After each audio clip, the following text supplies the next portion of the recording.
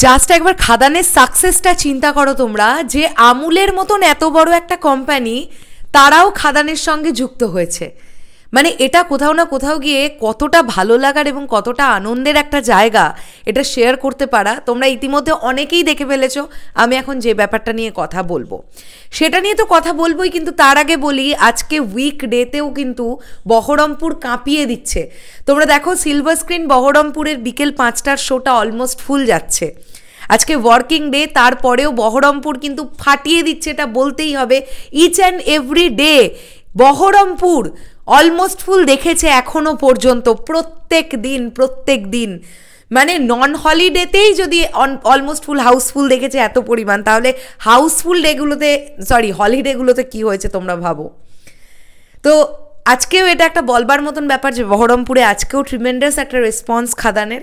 এটার সঙ্গে সঙ্গে আমরা কথা বলি আমুল, তারাও কিন্তু খাদানের সাকসেস নিয়ে কথা বলেছে এবং তারা বলছে যে তারা পোস্ট করেছে সুন্দর। আমরা জানি আমুল কোম্পানি মানেই ওই সুন্দর করে মিষ্টি মতন বাচ্চা মেয়েটার কার্টুন।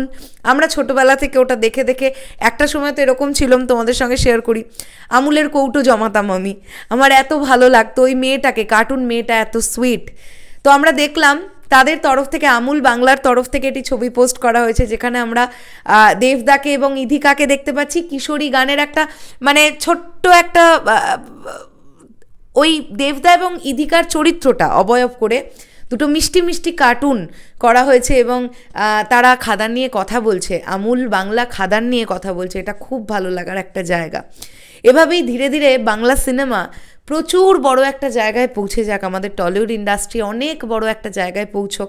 সত্যি বলতে কি বাঙালিরা অনেক ট্যালেন্টেড, প্রচুর ট্যালেন্টেড, শুধু ঠিক সময় মতন ঠিকভাবে সেটাকে প্রয়োগ করতে হবে। খাদান টিম কিন্তু সেটা করে দেখিয়েছে।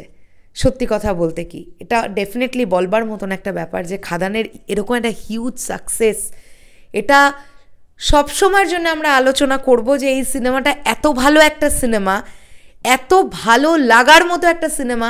সাধারণ দর্শক এই সিনেমাটাকে এত কাছের করে নিয়েছেন যে এই পরিমাণ বক্স অফিস কালেকশন আজকের ডেটে দাঁড়িয়ে পর্যন্ত খাদান করতে পারছে এবং হিস্ট্রি ক্রিয়েট করে দিয়েছে খাদান। তো আমি দেখলাম দেব এন্টারটেনমেন্ট ভেঞ্চার্স ওই পোস্টটাকে শেয়ার করে লিখেছে যে এবার কি আমরা তাহলে ইধিকাকে কিশোরী বলে ডাকতে পারি। এমনি ইধিকার নাম এখন কিশোরীই হয়ে গেছে, মানে যতগুলো ইভেন্টে ইধিকা যাচ্ছে বা স্পেশাল স্ক্রিনিংয়ে যখন গতকাল ইধিকা গিয়েছিল আমি ফুটেজ দেখছিলাম যে বলছে যে কি বলে ডাকবো, ইধিকা না কিশোরী, তো ইধিকা বলছে কিশোরী বলে ডাকো।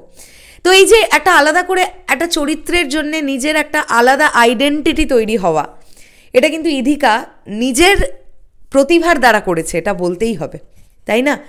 সো খুব ভালো লাগলো এই ব্যাপারটা তোমাদের সঙ্গে শেয়ার করলাম। তোমরা অনেকেই জানো, যারা জানো না তারা আমার ভিডিও থেকে জেনে গেলে।